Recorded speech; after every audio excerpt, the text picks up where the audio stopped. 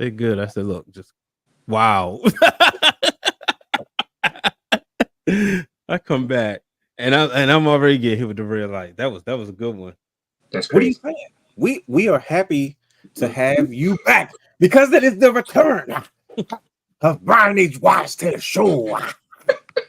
Yeah, I know OG stand for Gump. God darn brother Hugh. How you know that? What's it mean? What are you talking about? Whatever. Don't nobody say the word Gump the way you say the word Gump. I was even watching my man Drew Willingham and the Realness, which I don't know why they can't sleep and put that debate to bed. Ain't nobody's mind changer. We all know LeBron James is the greatest player ever, but no, they got to keep talking about it. They want to talk about Michael Jeffrey Jordan because we just don't want to let go of Michael Jeffrey Jordan, ladies and gentlemen. But it was a good show. I really enjoyed it. Well, listen, I was glad when he was away. Well, we're gonna fix that. It's because he spoke about some hard-hitting questions that we had to address the other day on the In or Out Sports Debate. Now, Brian clearly has brought his opinion back to the show. Now that Brian has returned, but we have a few hard-hitting questions that we have to answer today, and the most important question of it is who is the next WWE champion? All that and more after this. Houston, we have a problem. Yes!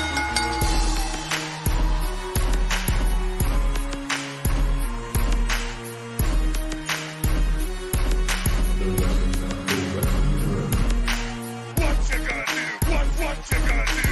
What you gonna do? What you gonna do? What you gonna do? What you gonna do? What you gonna do? What you gonna do?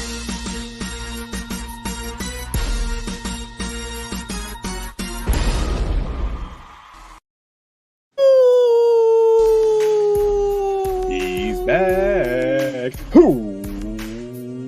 Welcome to the Wrestling Rundown podcast, where we take a deeper dive into the world of professional wrestling. Now, follow us on all social media platforms at The Wrestling Realm on Instagram, Threads, X, Twitter, whatever you want to call it. Like, subscribe, and engage in the conversation with us. And you can watch all of our Wrestling Realm content anytime on youtube.com/The Wrestling Realm. You can download all of our audio content anytime on Spotify. Watch us and subscribe to our Twitch channel. Yes, we do play games, and we will be doing streaming soon at The Wrestling Realm. I am your host, the big man, the man of a million voices. All of a sudden, I don't know why. The real Mr. Wayne Allen is in the building. He is your host, Brother Hugh. Super producer had the third, 8 to the 8 to the F, T to the A to the E, 3 to the R. Wait for it. To the D in the building tonight, and he is your host, not just any guy, not just the specific guy, but Brandon the guy, the belt king, the curator of championship culture in the building. And ladies and gentlemen, standing at 6'9", 245 pounds, it is the return of Mr. Steal Your Show, Brian H. Waters in the building. Yes, I did pass some stats since you want to sit there and talk about LeBron James. So you got to be his height and his weight, 6'9", 240. Hey, man, I was robbed. Got dirt scoliosis. You know what? That's what we're going to blame it on. But guess what? If you weren't robbed from scoliosis, head over to thewrestlingrealm.com where you can shop now for all Wrestling Realm apparel and merchandise. We have t-shirts, hoodies, mugs, and more. Yes, I am wearing a new Wrestling Realm t-shirt. Look at that. Bam. There it is. And you can do so if you go ahead and go to WrestlingRealm.com. So if you want to support the brand, if you just want to look cool, or you want to display that you are a proud wrestling fan, do so now. Once again, at WrestlingRealm.com. And once again, I've told you 1,000 times, if you can't get enough of the realm, we've got you covered. Patreon.com/thewrestling_realm for all exclusive shows and bonus material. You can subscribe for just as low as $1. Brian H. Pay to one. Pay to one. So we have multiple tiers. We have a lot of things coming down the pipeline. So just be patient with us, and shout out to all those patrons who have already contributed and gets to see all the things that we don't necessarily do and say on these shows. But so much more coming. Once again, that's patreon.com/thewrestling_realm for all exclusive shows and bonus material. Now, like I said, this is not necessarily pay-per-view season, but there's still live shows and things going on. We are transitioning into the fall season, but there's still things to purchase tickets for. Not to mention the return of football season. Now, hold your horses. We're not quite there yet. We will be soon. But if you are still thinking about purchasing tickets, the Wrestling Realm is here to do you a solid. Use our promo code Wrestling Realm with SeatGeek.com to save yourself $20 on any one-time purchase of $50 or more. So if you have never signed up for SeatGeek and you are looking to purchase tickets and you want to save some money, most likely your tickets are going to cost you more than $50 too, especially if you buy more than one. But do yourself a favor, get $20 off by using our promo code Wrestling Realm. Shout out to SeatGeek, who is graciously partnered with the Wrestling Realm, and we have been partners for a long time. And also shout out to all those who have used this code previously in the past, and you are saving yourself quite a few dollars as well. But if you'd like to advertise with the Wrestling Realm, you can do so by contacting us at wrestlingrealm@gmail.com. I don't know why I turned to movie voice guy today. Probably because Brian H is back. So, but if you want to advertise, put in the subject line advertise, and we will contact you. We'll give you some rates. We'll see if we're a good fit. So if you got a show, you got anything coming up, and you would like to sponsor one of our segments, so on and so forth, you can do so by contacting us. Can't get it out. Contacting us at wrestlingrealm@gmail.com. There's a brief pause. Why is there a brief pause? It's because there's been a brief pause in between seasons.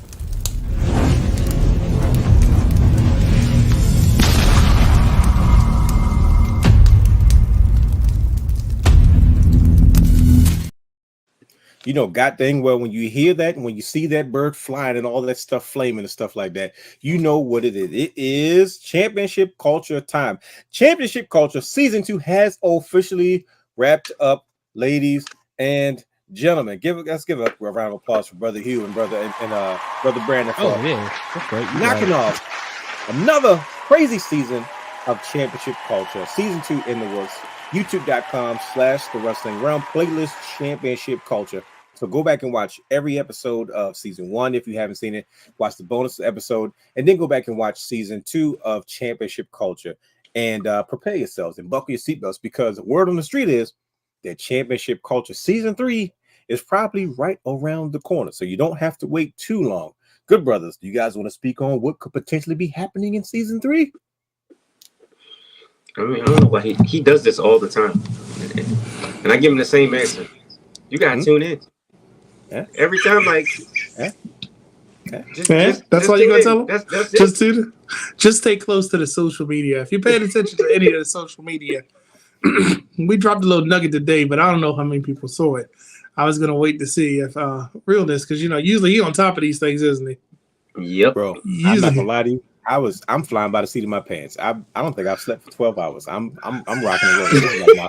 This is like my 5th stop, and I probably got one more before tomorrow. That's exciting. So all I'm gonna say is this: stay tuned to all of the social medias, and you say season 3 is around the corner. It's more like it's down the street, or it's finding a parking spot. Is that safe to say? It's fine. It's finding a parking spot, trying to see if it's ready to join the party or not. So it's like finding a parking spot, like in the city, or like on the outskirts.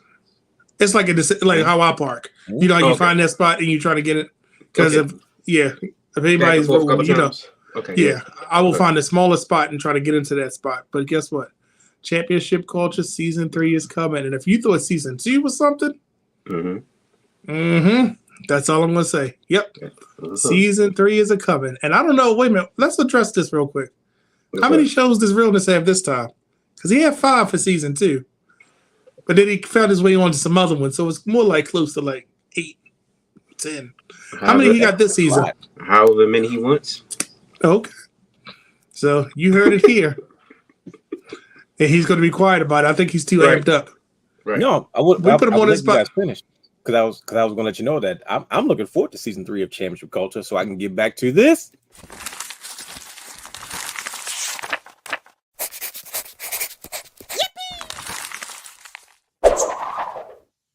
Now that's clean. Not the that's clean. Usually I have notes, but like I said, with this lapse in Championship Culture, I haven't had any notes recently. But I'm looking forward to season 3 happening, so I can get back to put my 2 cents in. You know why? Because usually I say I've got notes, but right now I've got none.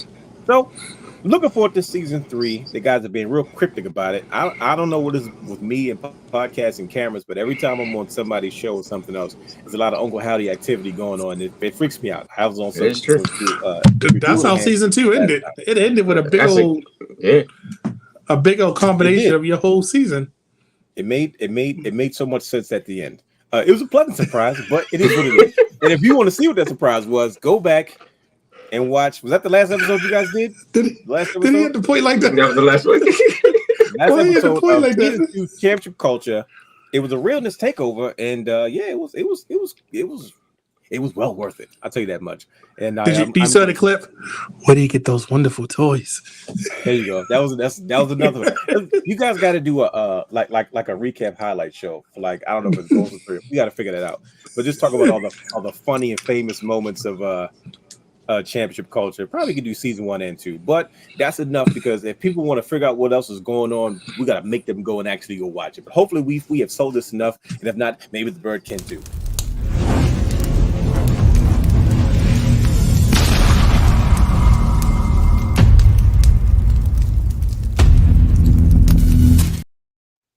So there you have it. We have done all the advertising, and it's time for us to get down into the nitty-gritty of the show. Now, this is a segment we always do every week on Championship Culture, on the Wrestling Rum Now podcast, called What Did You Watch? Now, what is it? Why do you guys have a segment called What Did You Watch?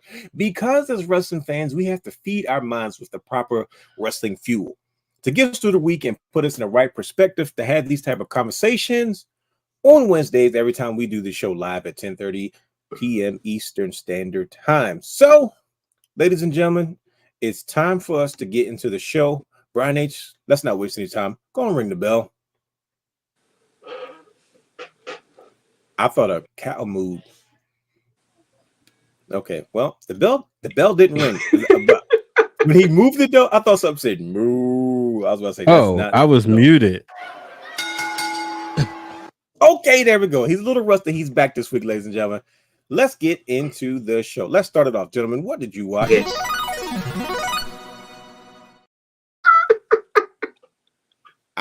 This would have been much funnier if it was a moo sound. If he hit the wrong button and just said moo. Hey, I mean, Cowser played tonight. Shout out to the Orioles getting a win over those on 60 Nationals. No, they lost on Faith Night. No, that was night. That's the other night. Yeah. But a man of faith, Gunnar Henderson. That wasn't today?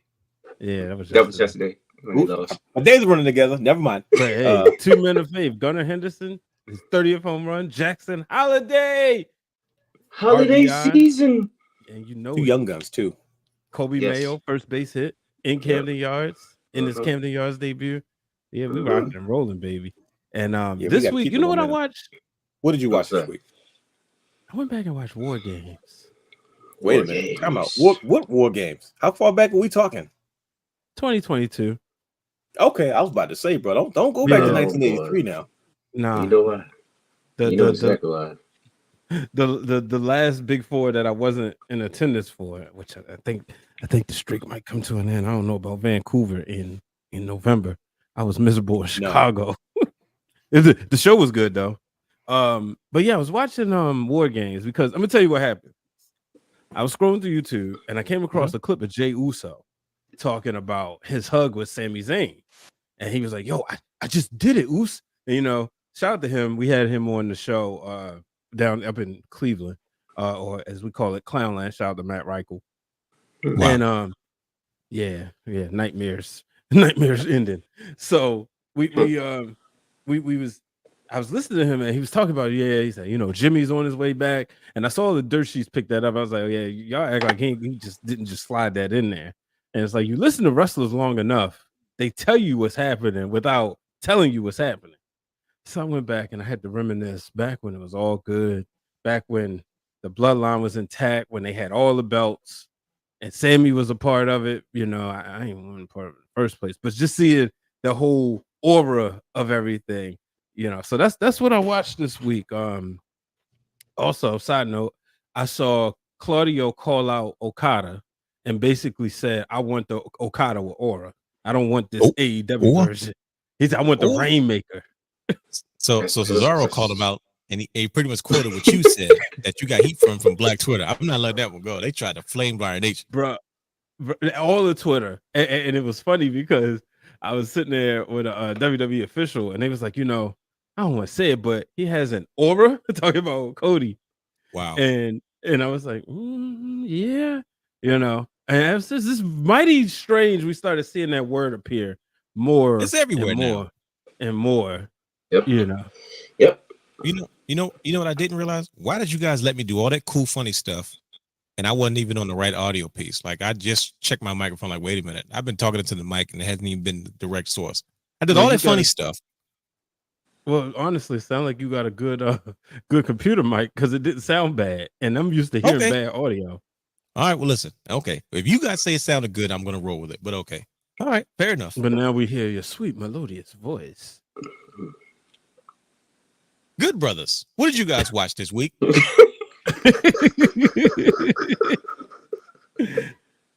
He said, sweet melodious, you'll never find.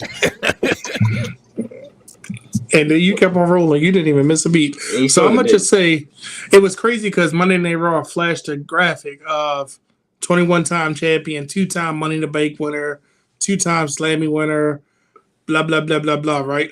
But I went back. I was like, he really is an unsung hero of WWE that doesn't get the credit because 90% of his career, he was a heel. And, of course, I'm talking about The Miz. And he definitely, as much as we say about Kofi, we could talk about R-Truth. The Miz needs to sit in that category as a current performer that has a Hall of Fame career and has really carried the WWE at times that nobody ever talks about because of the heel run. But I went back and watched because I was like, let me go back and look at this. His John Cena match, I remember watching it saying, this is during the time that, oh God, it's Cena. But I went back and watched it. I said, Miz did everything he could in this match. He was really performing. Yeah. Okay. And I remember watching through those glasses of Cena was just fast down our throat. And I was like, Miz really doing it. Of course, everybody remembers You Can Hate Me Now in the promo before. But the match, looking at it now, it's better to me. Promo was fire. Because yeah. But the match itself, I just remember if I had to guess, just to tell you how I was feeling, I would have gave it a 5. This time I gave it a high 8 or 9. I was like, the Miz really did everything he could. And I was, but I was just saying, I went back and watched that one because I was like, and then it was funny to see that they flashed it on. I was like, this man really is in that category. Did you watch his special? Oh yeah, you gotta go watch that. So but remember, I watched Miz and Mrs., and that's when I really started liking Miz because as a person, I was like, he's actually, that's not him, and it's just that he cuts that character on so well, and you could tell he's a genuine person, and it wasn't like. And you still see elements of the Miz though. That's the funny part. Yeah, like the things he does, but it's just I'm had to go back and watch it now because I'm like, we can talk about all these unsung. I want to keep calling them unsung heroes, but those people that don't get the credit that they deserve because they did just as much, but weren't in the John Cena category of the Make-A-Wish that made him that extra. The television, the movies, the hosting. Miz hosted lower budget stuff. He wasn't in blockbuster movies because he was there wrestling. Using all the other Marines, all the other ones. Yeah, but think about it. He was always there. He was always while other people were doing those things, he was holding us down in wrestling. And I'm like, this man really doesn't get the credit he deserves. And I'm like, if he stops wrestling, it's going to be spicy. All you guys are saying all the right things. I'm just setting you up. And I'm just going to say this. I feel like if he retires tomorrow, he's the next Hall of Famer. He has without doubt, but people won't realize it until he retires. We're not going to really appreciate what the Miz has done until he retires. That's what is with most superstars. We don't appreciate. And it's funny you mentioned that. Now, before we get to Brother Hugh, but you know how you go back and watch stuff now with a different eye. I do the same thing with everything TNA because I did not watch TNA live after a while because I was look Brandon got triggered. You see how he froze as soon as I said it? Because at first I was mad. I was happy for TNA. I had phases of I got happy with TNA because it was an alternative, and like my favorites, everybody who got cut from the Monday Night Wars, that was in ECW, WCW, WWE, was in TNA, but then like it got too big, and Kurt Angle went over. I was not happy about that. And then after a while, it seemed like they were trying to compete with WWE, and I was like, I'm not happy about this either because it was corny. But then like, but you go back and you watch, like I can watch a whole playlist of TNA stuff. And I used to sneak and watch so many gems, but you look at it with a different eye after a while. So I can understand how you looked at it one way at first, and then you look at it a more mature eye. Brother Hugh, what did you watch this week, sir? Well, for the last 2 weeks now, I've been kind of sad because on Tuesdays we didn't have our show, so I just went down a rabbit hole on YouTube, just looking at belt videos. That's it, literally. Yo, I'm dead serious. Crazy, yo. You had something crazy, like on some real talk. Like I'm not sweating beans. I'm not joking. I swear the other day I was doing the same thing. Belt videos, right? But I was just I sent him stuff. I sent him something like, look at this. And then all of a sudden he get quiet for like an hour or two. I'm like, oh yeah, he down a rabbit hole. Yep. And then he'll send me a random picture or a clip or something. I'm like, he's in a rabbit hole. He's good. Yep. That's literally what I did. I've been going on for about 2 weeks now, just looking at belts, how they're made, how they're, the maintenance of it, just everything, facts, all that good stuff. And I got belts, big belts. Yes, sir. Yes, sir. So that's looking at the tip. He's been looking at the tip. Well, listen, there's nothing wrong with that because, like I said, I was watching. I was looking at the differences between the NWA championship titles. One of your belts for Brian H? Nah, watching Level Up. Okay, I thought I got nervous. You made the face like one of those belts fell. Nah, but y'all came home. It's like 5 of them down. I'm like, what the heck happened in Baltimore? Oh my god! Yeah. But what did I watch this week, man? I watched a little bit of everything, but more importantly, I went back and I watched this. Around Sports Debate episode 119 with our good brother Drew Willingham, D Willie. I went back and I watched the show, man, and it was a ball of fun. The king of shenanigans was at it again as usual, and I mean, it was so many interesting conversations. Of course, the good brothers came and they hijacked the show. They got busy in the comments, and we were being realness. It was fun to be realness. It didn't help the situation by any means. Like it was like adding fuel to the fire. But yeah, man, I just want to do a quick shout out to Drew Willingham, man. He has an amazing story. He has a lot of success and a lot of things that he's done, and he is transitioning and growing, and his brand is blossoming really, really, really, really fast. So it is. That's what it is, man. Like I said, I'll always anytime we get shout out our good brother out, he's just like Lynn. He's another brother. He's another member of the realm. He has so much going on, and he still finds every opportunity to still produce and put out great content and so much more. There's so much more to come, and I'm looking forward to being a part of that. But we had some good wrestling conversations, and with that being said, it's going to. Oh my gosh! No, I said y'all did. Oh, okay. It kind of got me. He purposely asked these hard hitting questions, and I was like, okay, since we're going to hit hard, let's get into it. But it got me thinking of a very specific hard question for us to talk about today. And I was like, well, the question is, when is season 3? But I heard down the street, across the street, Baltimore City, Baltimore County. So, we don't have the answer to that one. But tonight we can try to figure out the answer to this one. Kunta. One of the questions on the In and Around Sports Debate, episode 119 with the realness, with D Willie, Drew Willingham, Willie Wood. Willie Wood. It was about Kunta and Damian Priest, and he asked the question, was it the right time? It's because by the time they decided to pull the strap off of Damian Priest, it seemed like he was kind of gaining momentum, right? And it's not like Kunta needed it, but the question was about the timing of it all. I said, well, we answered it. We went back and forth. We had, our debate. We had a conversation, all that kind of stuff. Go back and check out the replay if you want to figure out where we stood on that. But I say all that to say is because I thought about the World Heavyweight Championship. It was easy to predict who's probably the next one up. We had Jey Uso. We had LA Knight. Like, this makes sense, but it's like, wait a minute. Why are we not talking about who's the next WWE champion? And you say, well, Renus, why are you fast forwarding? It's the Cody Rhodes era. Just okay. Yes, maybe true. Got it.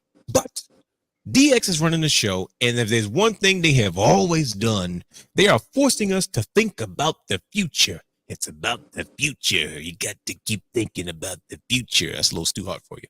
And it got me thinking, well, shoot. They have accomplished something that we have not seen in such a long time, and that is creating two crossover mega stars at the same time. It's been a long time since we had two mega stars. We've had two big stars, but not mega stars. I'm talking about like these guys are like on sneaker shows. These guys are showing up to non-wrestling spaces, and they're just as popular in those non-wrestling spaces than they are in the professional wrestling spaces, right? At one point, it was just John Cena. Right. And then by the time guys like Batista and them became those crossover mega, they really weren't crossover megastars. They just crossed over. They weren't really in wrestling anymore. They completely changed careers. And I can't think of a time where we've had two, like, I'm talking blockbuster talent that could go out there and do everything. And like, just you mention their names, they show up, they shut everything down. TV, merchandise, live shows, arena sales, stadium shows. Like, it's never been two. It's only been one or 1.5. So I'm saying to myself, okay, so what next? Who's the third one? Where does this go now? If they have got us in this mindset of saying, okay, cool, we always got to build. We always got to push for the next generation. Who is the next megastar that can carry the torch once Cody Rhodes' run, era, time, whatever you want to call it, his latest course? So that's what we're here to talk about tonight. And it's not a whole lot of fluff tonight's show. It's because we got to get straight to it. And we have a lot of opinions. We have a lot of ways of looking at things differently. But it's a discussion that we need to have. And the wrestling fans need us to have these conversations because they don't know which way to go.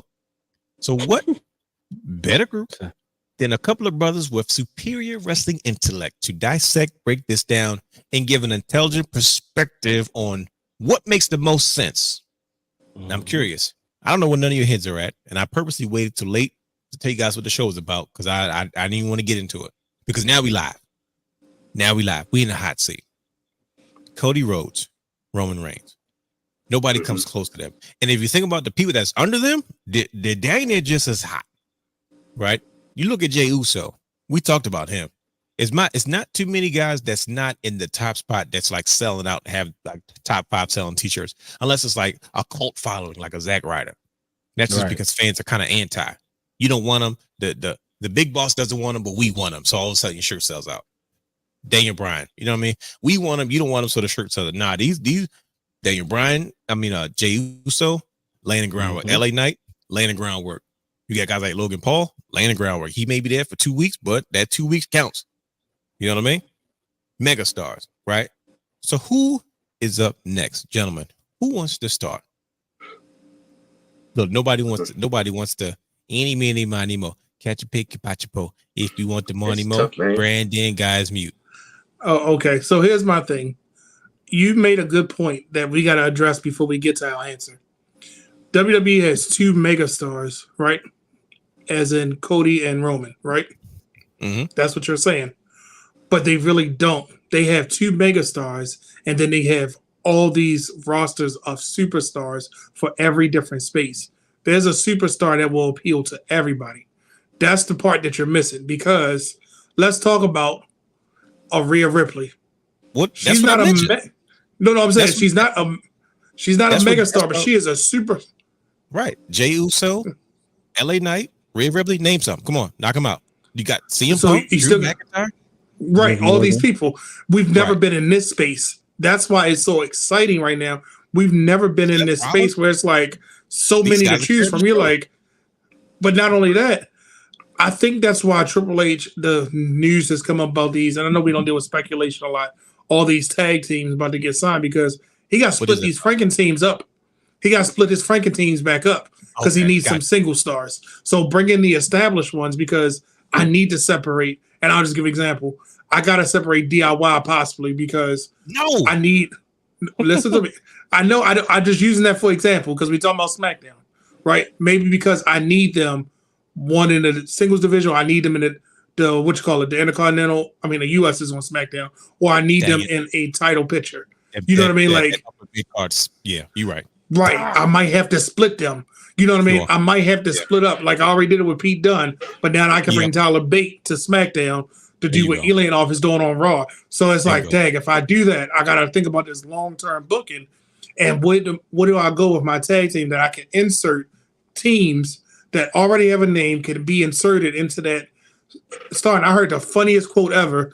For years, they've been trying to replace the Rey Mysterio. So now Triple H is just about to go get all the Rey Mysterios and say, come on in. One of y'all going to stick. We're going to get everybody. Yeah, everybody, come on. Be a But I think that's where we're in this space that it's going to be so hard for us to decide, to the point that every wrestling show isn't content with such and such had a great match. No, this is going to be the next champion. We always thinking about the next. And then Triple H like, you thought you wanted that. Hold on. I got something better for you. And you're like, oh, I didn't see that coming. Because who would have thought Randy would have been on Raw finishing that story with Gunther? You get what I'm saying? So why are you doing that? But I'm just so... Huh? I'm not doing anything. Just, So now we're at this space that how do you determine who's next? And it feels like everybody is next. So when you...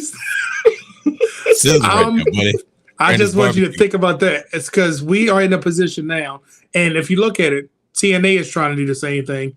AEW is trying to take cues, but they can't do it like the Triple H has locked down entertainment, that we don't know who's going to be next. Because at any point, what if the focus shifts to the women's division and somebody has to take a back seat because they're out doing something else? The talent is so good right now. Everybody's hot. It's going to be a hard thing to decide who's the next WWE champion. Well, guess what? Hard. You ain't get off the hook today, brother, because we're going to talk about it. We're going to talk about it. We're going to talk about brother it? Hugh. Talk about it. Now, understandably so. Brother Brandon brought up a very valuable point, and he was smart for bringing it up because I was about to run away like a freight train. But he's like, okay, cool. He purposely locked me into like, okay, cool. I got to play by the rules now because I'm not going to ignore the facts, and that's the truth. There is an echelon. There's a top tier space, and then there's an upper echelon. Like, so it's like if Cody and Roman doesn't show up, it's okay because you have a group of superstars that are like holding it down. They don't skip a beat because they have their own following, and people are just as content to see them. It reminds me of how they used to do back in the I don't know about the 70s and the 60s, but I know 80s and 90s they had the A shows and the B shows, and it was split the talent because you didn't have to have everybody on one card. You had enough talent to say, hey, we're going to send this group to this town, we're going to send this group to that town, so on and so forth. So we're in that space where there's a lot of talent. Like if we sat down, we put them in the categories, that might be its own show. You know what I mean? And then you still think about people like they're still signing young talent. They're still trying to develop new. Like it's not like, okay, cool, we're focusing on this group, and everybody else got to get behind it because we're gonna get them all the TV time. Chris Jericho and them, like, no, we don't need to do that. We're gonna build them here, but then we're gonna take this younger group and we're gonna build them too. And it's like, well, dang it, they're cool down there. And this is where all the Attitude Era comparisons come from, is because we was as interested in what Kai and Ty and Val Venus had going on as we were with The Rock and exactly The Rock and Steve Blackman, who he's beating up this week. Oh, right. He got the hardcore title. I'm going to watch Steve Blackman because nobody's taking that from him. As well as we knew who was going to end the show, whether it was The Rock or whether it was Austin. You know what I mean? Or what was going on with Kane and Undertaker, or Undertaker and Paul. Like, you see what I'm saying? Like, it didn't matter from start to finish. WCW was the same way. Eric Bischoff didn't have nothing else but throw the cruiserweights out there. They're gonna start the show, and then you got your mid card grapplers, your David, your Finleys, your Booker T's, that group of guys was like by the time the NWO came out 5 or 6 times, you were ready for them in the main event, and then the show went off and you had to wait till next week. Diamond Dallas Page, whatever the case may be, the Giant, the promos. You remember promos more than you remember matches in WCW, but that's the space that we're in. This is where the Attitude Era comparisons are coming from. So, Brother Hugh, I present to you the first challenge. Where are we at, sir? Who is up next? Brother Brandon diverted it. We coming back to him. He not getting off the hook, but he kind of forced us into some parameters, which is what I expected him to do. This is superior wrestling intellect. It says in the bottom of my shirt right here for a little. Brother Hugh, is it as difficult? Let me be fair. Okay, I'm gonna be fair. I'm gonna be fair. You ready? I'm gonna be fair. Do you find it difficult to name the next megastar for the same reasons that Brother Brandon kind of put out there? Or do you look at it a little bit differently? Do you be like, I can tell you who's up next. I know exactly who's the one that's going to be like in 10 years, they're going to get to this place. They're not that far away. In 10 years? Well, there's no timetable, just your own observation, your own, like, however far you can judge talent, however far that you can say, I'm putting this on my name right now. This guy's going to be it. This guy's going to be on that level where they're going to be the one face on the side of a bus, showing up to, baseball games, and then go to a freaking whiskey convention, and then go to roller derby, and then go to church. You know what I mean? Like, just they show up everywhere. That's how good they are. You said church. He's everywhere. I want to say right off top, the first person that comes to mind is Dominic Mysterio. My man. But he's a heel. So, but also, Roman. I remember us saying, but Roman's different though. Okay, but talk about it. I remember us saying also that we're not in that era where you have to stay in character. Okay. So we talked about an Austin Theory, a heel right now, but he's one of the kindest people out there that you're going to meet. So Dominic is that type of person. So he might be able to get over as far as like doing commercial stuff and just doing other things, crossover appeal and whatnot.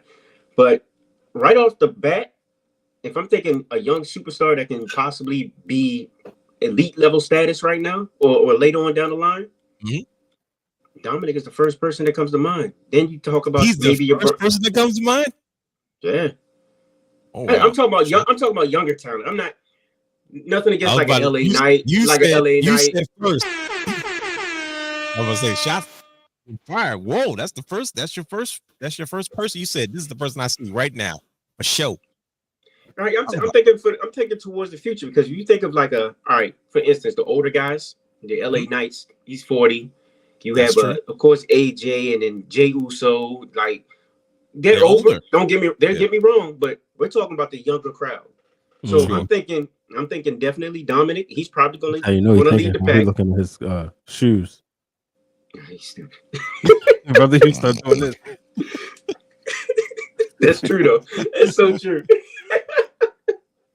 He's going to lead the pack. But then I'm looking at guys like I'm hoping and praying Austin Theory can get it going. Okay. I like so him you a lot, want man. the VKM train, because here's the thing about Vince. It's not like he was wrong. It's how he gets us there is usually where it goes wrong. You know what I mean? Because it's like when he saw Roman a long time ago, and if you look at him, he wasn't wrong. It's just that his way of getting him there was kind of forced, and he was on his way to do the same thing with Austin Theory. But you on the Austin Theory train right now, saying you're hoping he can get it together. But man, I'm hoping and praying. I've always liked Austin Theory, and I think he has something special. But young talent. Yeah, he'll figure it out. Him, Grayson Waller is another one. He's good, but he'll figure it out. He has the potential to be somewhat in comparison to like the Miz down the line. Okay, I guess. Yeah, he definitely does. I see that. Yeah. He's good on the mic. He's decent in the ring. Crossover appeal. Grayson Waller. Grayson Waller. Yeah. And of course, overseas too. Yeah, that is true. He's got a global market. Yep. Then of course you got people like Melo. Come on now. You think Melo's got the chops to be the guy? He possibly. Or a guy? I think he needs to tweak some things, because what does he Brandon tweak? said. Brandon says it all the time. What do you say, Brandon? He has that slogan, Melo don't miss, but he misses all the time. So I mean, how do you miss? Talking about you don't miss, but what's your win-loss record? Come on now, you need a difference. That is the worst thing to be saying. Melo don't miss, then he gonna lose 6 matches in a row. Like it's catchy.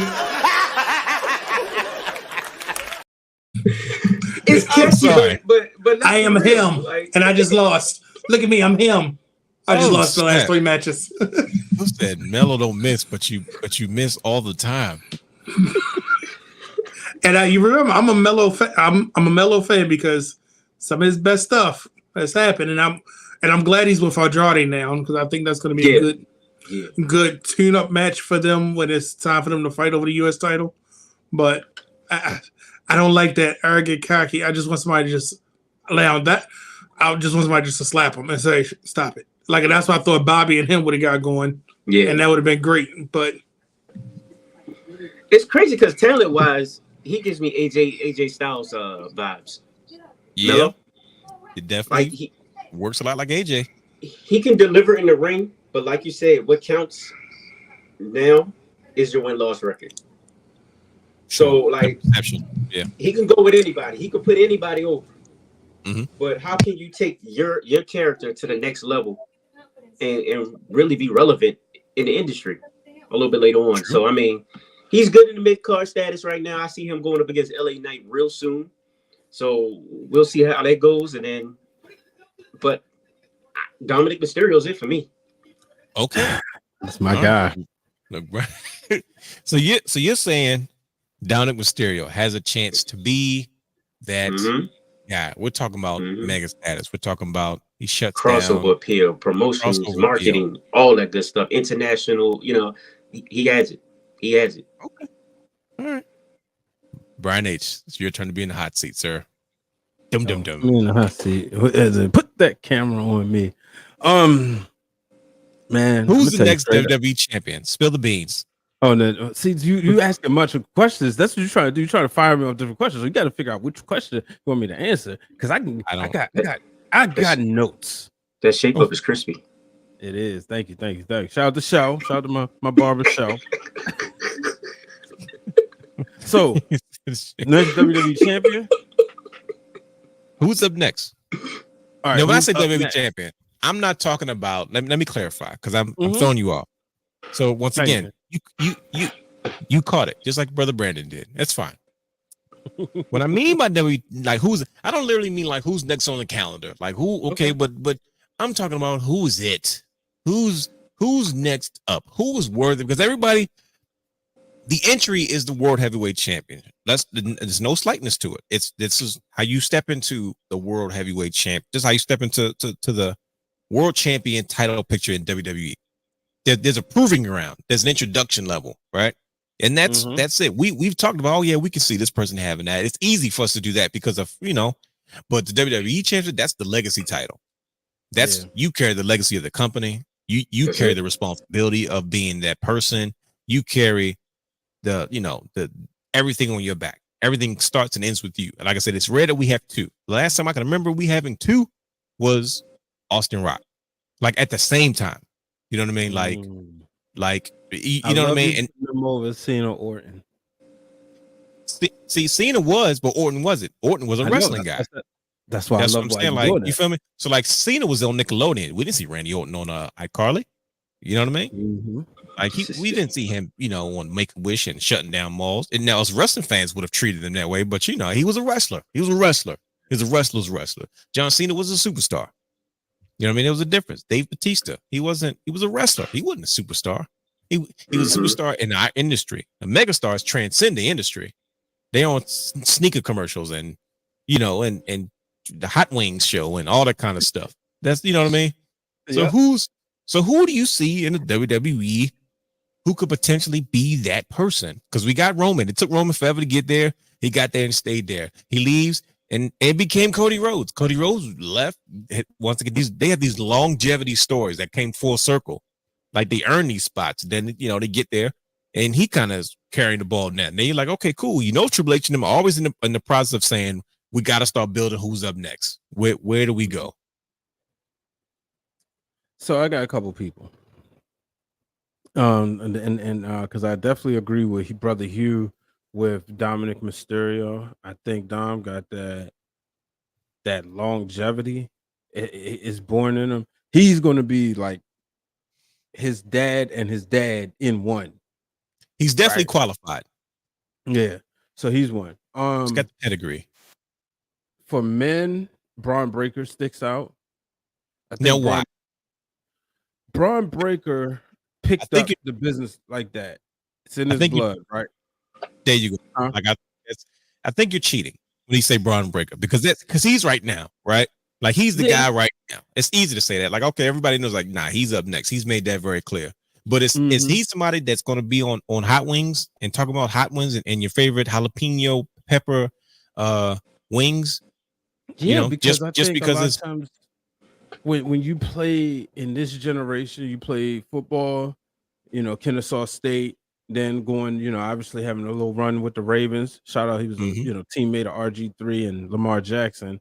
I think he gets it and he'll understand the importance. You see him doing the college football, going there playing the game, you know what I mean? So I see him doing that. Like a lot of stuff what Big E was doing. Big E would have probably been even more if he was still wrestling. Now he's just strictly like the community ambassador. So I see Braun Breaker being that guy, right? And I just think he's going to take everything and he's going to be a bigger individual star than his father and uncle were as individual stars, but even collectively as a tag team. Because as much as I'm a Steiner Brothers fan, and I feel like to me they're the greatest tag team, or one of actually, maybe 2 slots under the Usos, they still don't. There will be, as you move up and down or throughout the years, they'll constantly move down to kind of like Bob Cousy for point guards, right? Sure. Constantly Standards more. change. Yep. Yeah. So I feel like hold on, Brother Brandon. Bob Cousy is an old school basketball player. Sports reference. I did, Thanks for all this because I was Googling them. No, I just wanted to make sure you stayed up to date. Go ahead, Brian. Sorry. I appreciate it. Thank you. Of course. No, always looking out for you. Yep. So that's one, right? You guys don't. What is this? You guys are not. You guys are flabbergasted. Like you guys are tiptoeing right now. No, okay. I'm making sure. I'm saying my answers with conviction, so you understand where I'm going with this. I said this before, right here on this very platform. I'm gonna say it again. I told you she's going to be a main eventer. I told you she's going to be a star. I told you she has it. And that's Tiffany Stratton. I think when I see her, I see everything that Charlotte Flair, that's and Bianca the Belair, and Becky Lynch. Becky Lynch is she's the one that's on the roster right now. That's going to have that on the NXT roster. I've obviously mentioned Jada Parker. I feel the same way about Roxanne Perez. And then level up. I just watched this girl Layla Diggs, who I always look at post-match promos and I'm like, I can see the confidence, right? But I'm gonna go even further. I'm gonna go to somebody who hasn't even gotten the ring yet, and that's one of the NIL signers who was just in the Olympics and won gold, and that's Messiah Russell. I think that's another one because when you could take these people who were athletes, I don't want to say it's easier to make them into stars, but I feel like there's a different type of hunger as opposed to a wrestler. Because if you try to take, let's say, somebody from the Monster Factory or from Seth Rollins' School of Wrestling, they want to focus on the wrestling and the grips and the graps and the moves and millions of moves. Where these other people, they like, okay, show me the moves, but I couldn't be a star here. But I seen Bianca, somebody who's probably would have been a, let's call for what it is, track star, Olympic. Maybe I don't know if she was that great, but right, she's going to be hot for like Michael Phelps, right? Oh no, that's not fair. Who's the other guy that was with Michael Phelps? The one that was doping? You know what I'm talking about? The other guy who was swimming with him in 08, right? Yeah, the other guy that was with Michael Phelps. Exactly. Was it Lockley? Huh? Was it Lockley? No, no, the guy back at maybe. But you an Olympic athlete, right? You're a star for this amount, right? That would have been Bianca Blair, right? But then all of a sudden she goes to WWE, she becomes Bianca Belair, boom, megastar. You feel me? So that's like Jade Cargill. Jade Cargill's one. Like she wasn't like a dominant high school, a dominant women's basketball player in college, but you put her in a different stage and voila. Yeah, so exactly. Even he got a lot of work to do. We know that. Oh boy. Even a guy like Trick Williams, right? Because right now we seeing all we it's hard when you watching somebody grow in front of our eyes. You feel me? Because he doesn't have the same fortune as say The Rock, where it's like, okay, come wrestle this match, dark match on Raw, go to OVW. No, we seeing all the mistakes, but what I see is with these wrestlers is they want it, and they're willing to listen to the guys. Where before you had people like, you didn't have megastars or even superstars, right? The people who were running things in the Attitude Era, as Austin and then was becoming, they wasn't there with Hulk Hogan in the trenches. And Hogan was also shut other people out, so he didn't let them kind of see what it took. These people are working with people who worked side by side with The Rock every night, side by side with Stone Cold every night, side by side with John Cena every night, and then they're teaching them this is how you become a superstar. So that's the reason why I think you have more of a plethora of people, and so that's the reason why, like, I'm picking, you know, the Braun Breakers, I'm picking the Tiffany Strattons, the people who, yes, they were athletes, but then also they became wrestlers, and that's the reason why I think you have a better chance with every former athlete or NIL signing and become a bigger megastar than you have with any 1 through 150 member on the AEW roster. Well, that's a lot of people. Okay, all right. I want everybody to keep what Brian said in mind. Oh, trust me. That's the other one. Thank you, Brandon. Oba Femi. Oh, okay. Yeah. Oba Femi. When look, you know, that's he's going to be the he's going to be your first like mega star that you say is like, you know, African and all that. You look at again the way he carries himself like a champion. I mean, Kofi did a pretty decent job. Well, good point. Touche. His But Oba passed the airport test though. And that's the difference. Go ahead and say some racist if you want to. No. Kofi is the people's, but Oba, you can kind of Oba Femi, when he walks around, he's the guy that little kids like. Test. Yeah, he passed the airport. I don't know who he is, but he's somebody.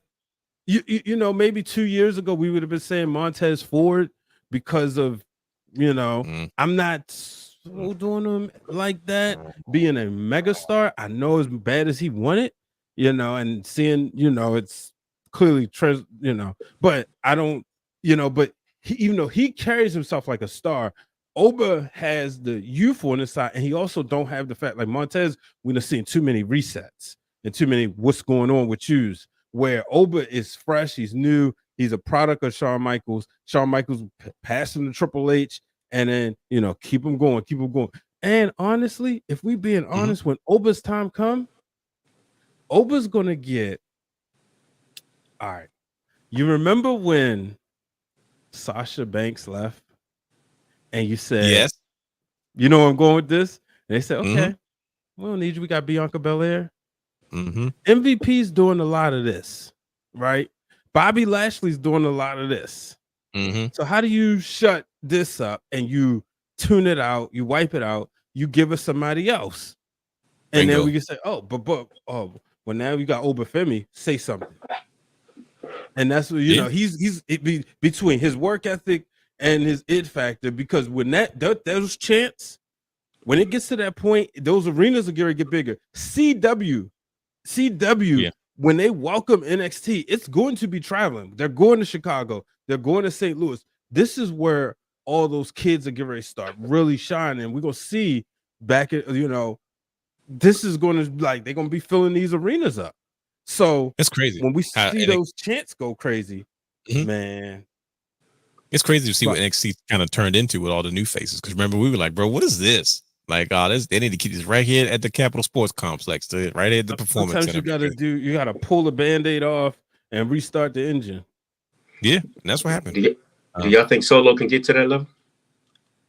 He's already there. Oh, wait a minute. I mean, you back in the hot seat. Wait a minute now. Brian H., I want you to answer the question. Is this that's somebody nobody said yet? I was waiting. I don't know what Brother Brandon's gonna say, because Brandon, you ain't skipping the hot seat either, brother. You getting back in. You put up those parameters, but you're gonna have to dance. You're gonna have to dance in the I know. I'm waiting I'm just waiting my turn. Don't worry, I'm taking notes. Brian H., I mean, talk to us. Go ahead, does he have that crossover appeal? Does he? Can he handle himself? You know, on the other side of the wrestling industry, on the other side of the camera. He's just you know what I'm saying? He's been in so much. He's just getting started.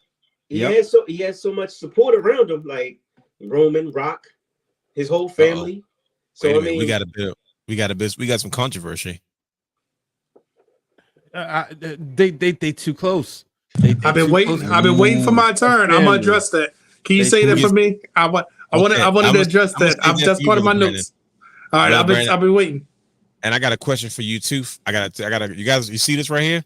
No, wait a minute. Hold on. Let's let Dr. J Merritt, because Dr. J Merritt is dropping some stuff. That's part of my notes, and I'm gonna address that because when he says Solo, that's part of my notes. But continue, brother. As the third. Has a third. Let me ask you a question, and I want you to answer it, Brian H, because this is getting good. I told you. So you asked Brian H. You asked him. You said, "Do you not think Solo can get there?" Because that's once again, nobody said anything. Brother Brandon's back there taking care of his notes, right? And Brian H, you said yes.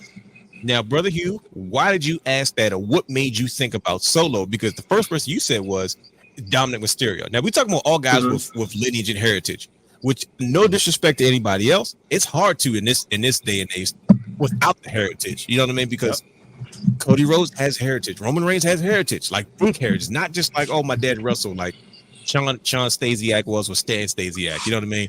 Like Stan Stasiak. Whoa, brother. It's a deep cut, isn't it? Stan Stasiak is like a pro wrestling Hall of Fame. The wrestler, you know, Japanese legend. You know, but Sean Stasiak was a blip on the radar. Meat. You know what I mean? Meat. Yeah, meat. You know what I mean? He's you know what I mean? So it's like, okay, so you could have legacy, but there's certain lineages that are huge. Like Roman's lineage is really, really big, and so is Cody's. So you ask Solo. Solo is part of the bloodline, no pun intended. But you asked that question, Brother Hugh. Why did you ask that question? Why did you bring him up all of a sudden? Well, first of all, like I said with Dominic Mysterio, when you look at somebody like him, yes, he has the lineage with his father, and I'm gonna throw Eddie Guerrero in there too. You might as well. Right. Because they came up together, so that counts. That's their bloodline. But you see Dominic on these shows. You see him on Logan Paul's shows. You see him in the spotlight doing other things, doing interviews and whatnot. You don't see Solo doing that right now. And Solo, right now, to me, he doesn't strike me as one of those type of people that you put in that type of setting. Why right not? Now, he just doesn't fit. I don't know. Maybe it's just his character right now. I don't know. Okay. But he just doesn't come across as that type of person. I don't know exactly what it is, but to me, he doesn't seem like he can fit in that setting right now. Okay. You know, outside of wrestling, like you wouldn't put him in at the Fanatics convention or you know, like you couldn't do that. You wouldn't put him there with the bloodline? With him and his girl? Okay. Not by himself as the top guy. Okay. What about? Yeah, I guess you got a point. Because I was gonna say, what about Roman? But it's like it's not like they were all making appearances together. You got a point. Okay. Absolutely. So I was just going through the roster. And just looking at everybody, it was like, Solo is kind of in that position now, and he's young. Right. That's why I looked at his age. He's 31, and I was like, all right, he's supposed to be the tribal heir. He's supposed to be the next up, but is he really the next up? So that's why I asked that question. Brandon's biting his nails. He can't wait to address it. I didn't get a chance to look at Jacob Fatu. I thought he was a little bit like older or whatnot. I'm not sure how old he is. That's why I didn't mention him before. Sure. But Jacob has it right now. Like they kind of hold him back. I'm not gonna lie. Jacob's he didn't need to be part of the bloodline. Yep, he's only 32. Yeah, I was gonna say he's only 1 year older. Who's 32? Which is Jacob Fatu.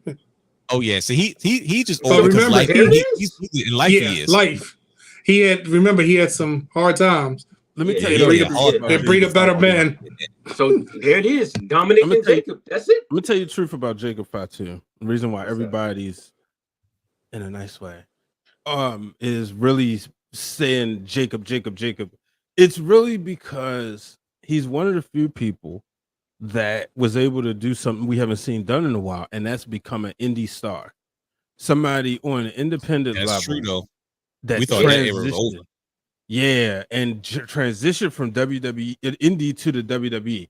That's why, like, everybody's like, "Oh, Jacob." No disrespect to him by any means, but at the same time, Solo came in the wrestling, and then they snatched him up.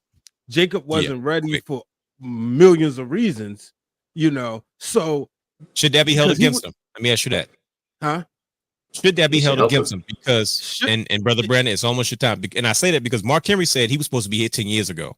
Bingo. It shouldn't. But here's the thing, right? He has one hell of a story to tell, though. Just like Damian Priest. But listen. This is where I'm going with this. But The my good. same way. Who is Solo's brothers? The Usos. Yeah, Usos. You They would spent 10 not years have before they got to said WrestleMania. 10 years ago or 15 years ago that Jey Uso would have been having the whole crowd doing that. That's the reason why I believe in Solo, because one, I believe in Joe Hendry. I don't believe in Joe Hendry, but I believe in Solo because he has. Say his name and No. be a I believe. Can't wait in for you Wesley to anyway. smack a smile off his face. But I look at Solo and I'm like, man. the fact that one, like I said, when you look at what everything the family's doing, there's no crossing over. Like I remember me and Jay Bougie was talking about this last year. It's like, yo, everybody gets it. Roman is the head of the table. Yeah. Sorry, this is Joe Hendry. It was Joe Hendry. We had to believe. Let me cleanse your palate real quick. I played the bloodline music. Roman is at the head of the table, and everybody fell in line. Literally, not so much storyline wise, but there's like, okay, he's as far as we go, right? And like he said, we got Jay going. They get Solo going. So yes, he will be a megastar because they're gonna make sure it happens. You know, even as much as it's getting on my nerves, everybody loves Zilla Fatu, who's still green as grass. He's definitely not ready. Right, not at all. And I think there was probably lots of conversations they probably had to have with him internally before him to get back to reality of wrestling. Like, bro, nah, that's OG right there. He took care of us. You know what I mean? So I do think we're looking at with Solo, we're looking at what we see now, because like Brother Hugh said, no, you can't see him doing the appearances, not this character, but when that time comes, because it's the focus. Like Jay said, they made Solo go to school. They's like, no, you don't get in the ring yet. You go to school. He said, yo, he's smarter than all of them. Came back with a college degree, said, okay, here you go. I'm ready. You know, Jimmy, when his time comes, Jimmy gonna have a different character. So I do think Solo, I think all of them, honestly, Solo, Jacob, Jimmy. I don't know about them Tongans. That's a different story. But you know, I think they role players on the First of all, stop separating the Tongans like they're not part of the bloodline just because they're on a different island. Rikishi said they are all island boys. We're not doing that. It's no separation. And sometimes you gotta have people that set up the chairs so people can sit at the head of the table. You gotta have people who sit along the sides of the table. And you know, so like Jacob did say, he said Roman sit at one end, I sit at the other end. I see that, but I do see Solo. There's a reason he's the tribal heir. I don't think it was just talk. So, you know, I understand where Brother Hugh is coming from, but yeah, Solo is definitely on my list. You know, I think he'll be a bigger star than Umaga. That's possible. Oh boy, man, that's definitely argue. I'm not against them, but you know what I'm saying? I'm just posing a question. That's another one we gotta stop lying about too. Ho. What you mean we gotta stop lying about? Like everybody all of a sudden falls in love with Umaga now, when around that time Umaga was another wrestler on the roster. He was a heel. He played his role, but everybody acting like Umaga was the head. He was up next, and you know it. You kidding me? What? He had a main event run. The boss he had with Triple H. You kidding me? Triple H was his OG. Okay, but did he but it was a forgettable period. It was, but is that his fault? Should he be held accountable for that? No, but what I'm saying is, because you're not wrong. 3-minute warning, and he came back a main eventer. Player. Yeah, he was a main eventer. But somebody cut his mic. When it comes down to it, remember I said about Lineage and Bob Cousy's. If it wasn't for them reminding us and them paying homage to him, we would easily forget him. If they wasn't allowed to basically have this type of creative control, because remember there was a time was no callback, right? Umaga didn't call back to Alpha and Sika, so he had to get over his own. Yeah, so people of that generation didn't know nothing about Alpha and Sika, nothing about the Tongan Kid. That's what I'm saying. If it wasn't for that, you know, so it's like Umaga. It's like you remember certain things, but the biggest, like his biggest WrestleMania moment is one that people really don't want to talk about. Sure. Yeah. Brother Brandon, it's your turn. The Brandons, we're not going away from that because I think we have to argue about that because somehow this is like surrounding the bloodline for some reason. And you know what draws the money. Yeah, well, you might as well change the name of the show. Which bloodline member will be the next WWE champion? Watch that SEO go up. The crazy part is that's a conversation we're about to have, but Brandon's been patiently waiting, and I think he's been waiting, letting everybody just put it out there. He's waiting for a track. That's what they. So I'm gonna ask you this realness. Yes. Should I respond to their comments or should I just give my 2 cents and then respond to their comments? Which way do you want? Here's what I want you to do. You got listeners, right? I want you to tell us who is the next WWE champion, like the guy, not you, the guy, but like the guy, and then you can respond to that inside of your questions. That makes sense. I hope I explained that. Yeah, because it's crazy. It's crazy because I agree with everybody said, but I'm gonna add a couple more names to the mix, and I'm gonna add regardless of show. I'm just gonna add them in the mix. Because it feels like Triple H is doing his, I'm going to get this right like I started to in NXT. I'm going to show the world why Gunther is the guy that I trusted with a brand. I'm going to show you why these people are who I was saying and who they are. So as much as I'm going to say some names, and I think that these are the next champions, and you can say WWE champion, world champion, whatever it may be, I really believe that he's going to do something with Andrade because he's been too up and down. Yep, I think he's going to finally get that push, but that push is not going to come until Cody Raheem drops the belt or he goes to Raw. So it not necessarily like in a year, 2 years, whatever it may be, he's going to be that next person because he's got to repay him because he knows if you get Andrade and Drew McIntyre in the ring, that's some unfinished business that you could tell. And imagine Drew and him. Drew can do all the talking. Andrade can do all the wrestling. So there you go right there. He's got to change his pants, though. I don't like his pants. Yeah, I agree with you. Yeah, stop wearing the black mask, actual mask. Stop wearing that. But then for other people, I agree with everybody that he said, everybody that Brian said, I agree with that. Nobody said my guy Ilyanov. And I'm mad they didn't say Ilyanov because Ilyanov, I don't think he's going to be Gunther. He will be a future champion. He has to be. There is no denying that man a title. So Ilya is a guy you're going to send to Fanatics Fest, and the world is going to recognize this man as that's Ilya Dragunov. And then this is why. Now this is one of the comments I wanted to say.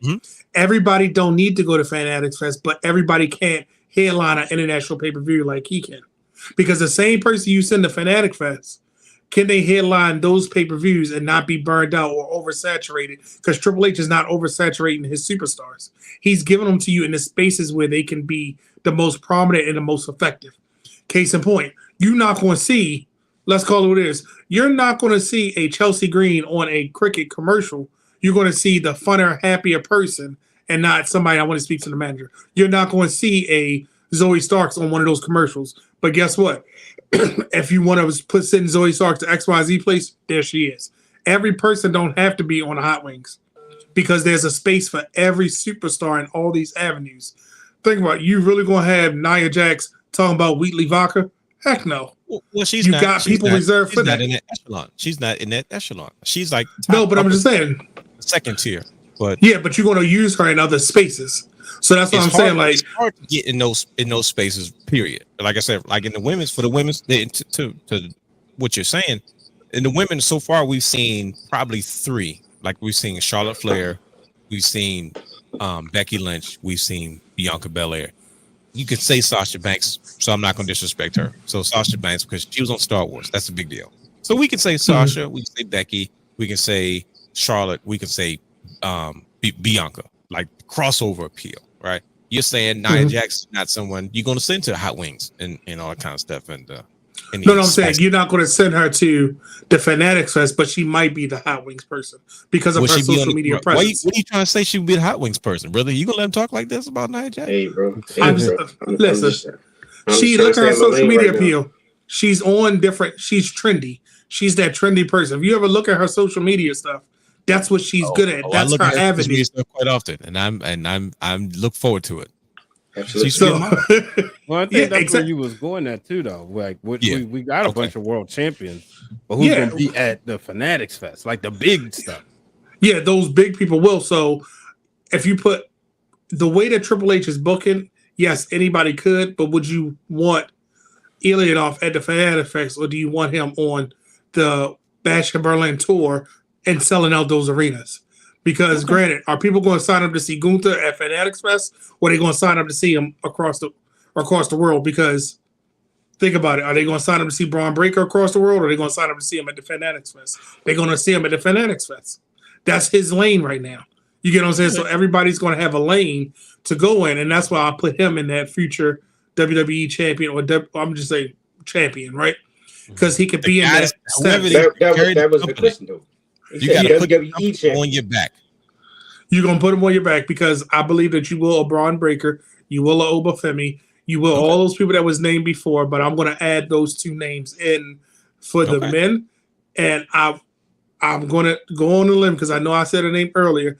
I think you got to add Chelsea Green in as that thank you for what you've done for us. Like, you know, Indy Hartwell had the NXT women's title run as like a thank you, because she had been the backbone for it. That's what, let's call it what it is. That's what that title run was. It was a thank you for her. Chelsea is going to get it because Chelsea continues to do the right things in the right spaces. Chelsea continues to get the crowd support, whether you love her or hate her. You want to carry it. What's Chelsea saying? You want to carry it. So, with all that being said, the thing that you said about the athletes, the payoff, like a Tiffany Stratton, we got to remember, and I'm surprised that y'all three didn't say this, because y'all three are athletes. Athletes have a different discipline. I ain't no athlete. Cut it out. You a softball league champion. Are you kidding me? Church league 2 years in a row. Cut it out. All right. Well, two of y'all are athletes. One of y'all are a magician. So you couldn't just take the credit. But there's a different discipline when it comes to athletes. My bad. And when you, I don't know. You got. And when you think about it, when you think about the reason that these NIL superstars, I'm gonna call them, are so successful, because they have a different discipline. If I go off the street and just start wrestling, I don't know what it's like to run 27 laps in a day. I don't know what it's like to be conditioned. I don't know what it's like to build up my lung capacity. I don't know what it's like to keep repetitively doing something, because how many suicides did you run in one day at a practice? At one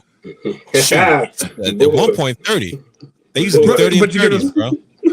So think about it. As an athlete, that's nothing for you. Somebody off the street, you're like, what they want me to do? No, I'm saying, but it's a different type of discipline. Do. Got it. Yeah, okay. It's a discipline. It's a different type of discipline but guess what? You would hang longer than I would, because your mental, the way that you are trained to do that, you're like, all right, 5 more, whatever it may be. So that's why these athletes are so great right now.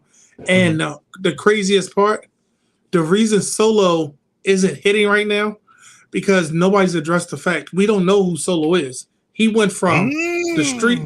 He went from the street champ to an enforcer to the weekend. How do we know which one we're getting?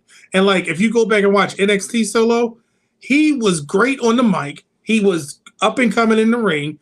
He was developing who he was. Then you took away.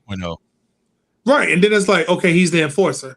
All right, who's this? This not the same guy that had Roman a little shook. And then he put on the weekend clothes, and it's like, how do I take him seriously? And I would have took him more seriously if they would have kept just him and the Tongans. But when you bring in somebody from the indie scene who basically was a WWE guy on the indie scene, because he did interviews, he toured, he carried that title, he made you pay attention to MLW in any way, shape, or form.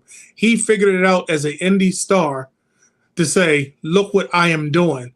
Not what my cousins and them are doing over there. This is me. And then when he's asked about him, oh yeah, I recognize that. I'm doing what I got to do here. I remember that. So when and remember, when he jumped, it's like everybody knew. So now you take somebody that you have an identity crisis with, and then you bring this guy who has it figured out, who shed some weight. The announcers are putting over like he is the greatest thing ever, because let's call it what it is. When he hits the ring, they let you know, oh, this guy's a menace. And then it doesn't help that people are saying this about him too, because anytime Cody Raheem shoots, I was like, yeah, and I'm terrified of you, but I'm not going to back down. I'm like, y'all didn't do this for Solo. Y'all didn't give him that same treatment. So yes, Jacob is overshadowing, and I'm going to put Jacob in the category before I put Solo, because Solo got to go through finish his identity crisis to figure out who he is, so that way he can become that next champion. Because NXT Solo, I would have been all behind him being the next champion, because he had all the makings, he had all of the ways to go, he had all of those things that you need, but then it's like he got sidetracked because of the Enforcer. And now, are we calling him the Weekend? Is that what we're calling this version of him now? I think once people called him the Weekend, he stopped wearing the red jacket. But he still looks like he's and the only wearing a black jacket with the red shirt instead. And I'm gonna add one other thing in there. Mm-hmm. Nobody's talked about. They got Jay going. Jimmy's got to get going when he comes back. Yeah, who's to say Jimmy? Does he have you know to? why? Yes, because here's the reason why. You're not gonna have Roman all the time. And just like when Jay went over to Raw, figured it out, right? Mm-hmm. Jay can do the same thing on SmackDown and doesn't even have to be involved with the bloodline, but he can still be in that spotlight or in that prominent role as that singles person to do something. Kevin Owens figured it out multiple times, no matter whatever tag team he was turning on, he always figures it out how to stay. Jimmy Uso to Kevin Owens? No, I'm just saying how Kevin Owens keeps going back to a tag and then he comes back. Like with him and Sammy. So I'm saying if they can figure out where to put him and still keep Kevin Owens fresh every time you see him, I'm pretty sure Triple H can figure it out with Jimmy and give us something that we can get behind, something that we can go for. Because let's be honest, after 2 weeks of Roman destroying the bloodline single-handedly, Jimmy, don't touch him. You need to go do your own thing. Roman got that handled. Even though he owes Solo something back, but does he owe Solo or does he owe Tama Tonga? Well, now it's time to argue. Okay. We had a conversation about who was the next WWE champion.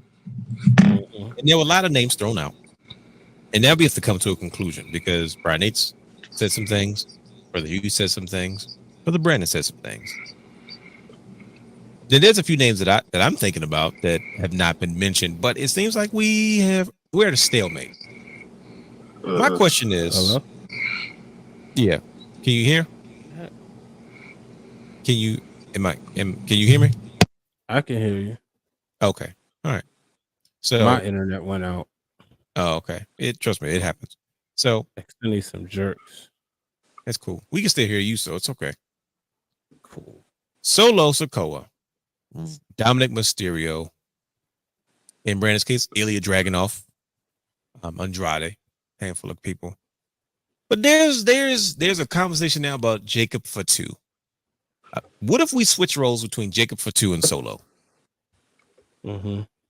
How would people feel about the perception of Solo if he didn't really pick up a microphone and decide that, you know what, I'm up next? He just kind of kept quiet, stayed menacing, very few words, and just destroyed people. And Jacob Fatu kind of debuted like, my cousin didn't get the job done, but now I'm here. He's like, what if he debuted in that role rather than the right-hand man role? And Solo kind of kept his position as the enforcer, except he decided to follow new tribal chief. Would that have made a difference now versus what we're seeing with Solo kind of the forefront? Because you can't take away the fact that Solo has just main event in the WWE Champion at SummerSlam. Mm-hmm. Yep. It's a big deal for a guy that's relatively new to the main roster. You know what I mean? Yep. Exactly. Mm-hmm. Like that's a big deal. Like him being in that match is like, okay, cool. They trust you. Like it's like he just got there. Like, and I'm not saying like literally just got it, but he's like, bro, you had a little bit of time in NXT. You come, I mean, of course he paid his dues. You know what I mean? And he was able to, find himself in the space where, hey, look, what if he was on the other side of the fence and Jacob Fatu kind of debuted as the new tribal chief? Although it probably wouldn't have made sense because he's a new face, and I get why you couldn't do that. But would you guys still feel the same way about Solo right now? That he'd be up next, like he will be the guy to say, you know what, this he in 5, 6, 7, 8 years, he's gonna be the one that we're all turning in to see. Did we say the Oh, same my thing bad. about Cody? You know what I mean? Did we say the same thing about Roman early on? I mean, well, Vince did, but go ahead. No, I think we So, would have. oh, I would have still felt the same way because it would have kind of felt like, all right, Solo. It's kind of like felt like, all right, he's the tribal heir, right? And you would take Roman, he goes away or whatever. Because Solo is, remember, during the match, he's still playing his role. He's encouraging him, but just also thinking about Solo being younger, it kind of would have felt like, where it's a situation, kind of like, let's just say he's the younger brother was supposed to take over, but then the middle brother came back, and it would have kind of felt like that. So it could have made sense. It still would have felt like Solo was up next. I just think that like we all wanted Jacob to come, and now I think everybody got so excited because it's like, oh, we want this match now. But I do think had it been the way you said or the hypothetical scenario, you was then the match between Roman and Jacob is a big four-worthy main event, as opposed to like you can Bad Blood sells is because of the title, because now the titles to the shows mean something. It's not just for the sake of in succession or the order. It's like, okay, you looking at the poster for Bad Blood, right? You're gonna have you got Rhea and Liv, so you know once we get there, they're gonna do the tag match in a couple weeks, but when they get the Bad Blood, it's gonna mean something. So everything's gonna feel like a blood feud. But I think it would have made it seem even bigger, like to the point it could have been like a Royal Rumble, or even I know you could do on the War Games, but had it not been the War Games, it could have been a War Games main event between Roman and Jacob. Ooh, that's heavy. I have another question. Okay. Who gets there first? Solo Sikoa, Dominic Mysterio. Oh, so you talking about WWE Championship? Carrying the company. Top of the Oh, card. carrying that cover. Carrying the company. It's got to be one or the other. Who Solo. gets there first? Solo. Okay. So Because Dominic got time, and we still don't know how much more we can get out of him before we get there. And plus, if he stays on Raw, there are other people that have been floated into that spot, and he's good where he is right now. So, but Solo, if he doesn't get there sooner, we don't want to see it later. Okay. Yes, that's there. Brother Hugh? I would have to go Solo, just for the simple fact that he's close enough to Dominic as far as like his character work and mic skills and all that good stuff, the heat that he brings. But the thing that puts him over Dominic is his in-ring ability, his talent inside the ring, like his wrestling, abilities. Dominic is still kind of iffy to me as far as going in the ring and having like a good match. I can't really remember a match that was good with Dominic in it, if that makes sense. That you remember, like, oh, that match was crazy. Like I know he fought his father, but I don't really remember anything that he's done in the ring that was like, oh, okay, wow, that was impressive. Nah. But Solo, I think he beat John Cena. He squashed him. He had good matches. He beat John Cena. That's a big deal. Just like at SummerSlam, that was a good match. It was overshadowed because, of course, Roman came back and people just anticipated to see Roman, but it was a great match. So I would say just for that simple reason, Solo will probably get there first. Okay. So everybody's pretty much in agreement that, like, hey, if there's anybody that's probably in line right now, it's definitely Solo Sikoa. Dominic. No, why do you say Dominic, Brian H? Because Dominic has the ability to keep us hooked, line and sinker, whether it's on during the show every week or on social media. He's figured out that fifth wall in wrestling. So my question to you is, what about the actual wrestling? Because the Brother Hughes point is, well, think about it. At some point, you might not care, but think about it. What Brother Hughes pretty much saying is, at some point, yes, Dominic Mysterio can get us to the main event of the match, right? At some point, that bell's going to ring. Who is he going to get in that ring and say these two have chemistry? Like, for instance, I didn't like Damian Priest until he went toe to toe with Gunther. Then I said, okay, I see what your problem was. You didn't have a good dance partners to make you, because you need a good dance partner, right? Like you can't say WrestleMania 3 was good if Ricky Steamboat has that same match with anybody else. Would it have hit the same? Probably not. You know what I mean? It's something about having that good dance partner. Rock Triple H, Rock Austin, Rock Mankind, Rock Undertaker, like these things, Undertaker Mankind. You know what I mean? Like, I don't think Dominic Mysterio hasn't had that moment. I feel like Damian Priest just had it with a Gunther. Now we said Solo beat John Cena already. He's in a feud with John Cena. He's been in a feud with Solos with Cody Rhodes. He's been in a feud now with Roman Reigns. He's dancing with all the big players right now. Can Dominic Mysterio catch up? Oh, he's about to he's about to dance. He danced with his daddy. Okay, that's one. They're like, we're not taking nothing away from Ray. Right, and like I mean, he's also been hurt. Dragon Lee, Wesley. But that was a blanket missing. NXT action. But you can't compare those guys to, in all fairness, right? You're not gonna compare Dominic's. He had the third most matches last year. He's still getting the reps because he's in finishing school.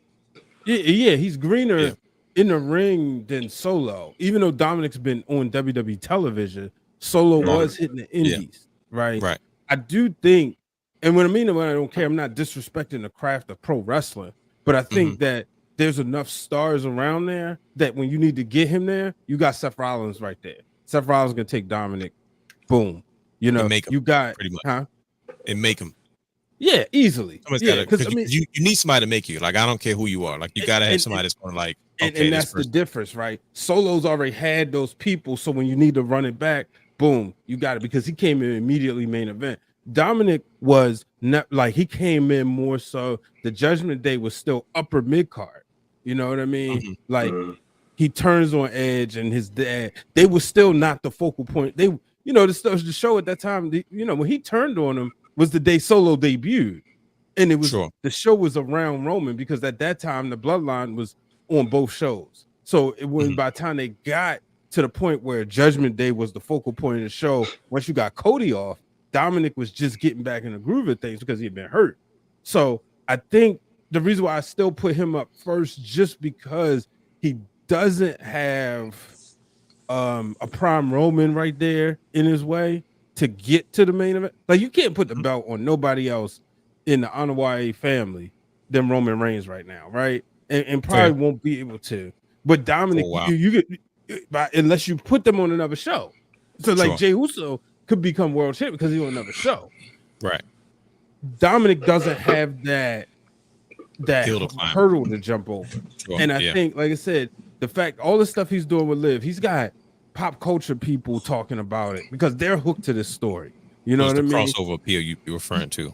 Yeah, and that's the reason why I think he can get there first. But I don't discount Solo being able to do it. I don't think anybody is wrong necessarily, but I'm making an argument because I slightly believe Dominic will get there first, especially with them having a world heavyweight title. Now, if it's just one title in the whole company, I probably have a different answer. Okay. I thought we was talking about the WWE title. Well, we kind of was talking about the guy. Like, hey, this is we carrying a 60 to 70 years legacy. This is what Dwayne's doing. He's doing this. Yeah, y'all are ducking and dodging a little bit. You gotta catch him, because he's trying to hit you with sweet chin music and a pedigree at the same time. Right, y'all are ducking a little bit. Y'all playing you it real changing safe. you Roddy Piper in us. Just when we think we got our answers, you change the questions, brother. Guess what? I got another question for you before we. This is how we're going to end. You guys thought we were done. We're getting out of here on this last question. Brian H. Who dethrones Cody Rhodes? Roman Reigns. Brother Hugh. Who dethrones Cody Rhodes? Man, we was talking about this earlier, man.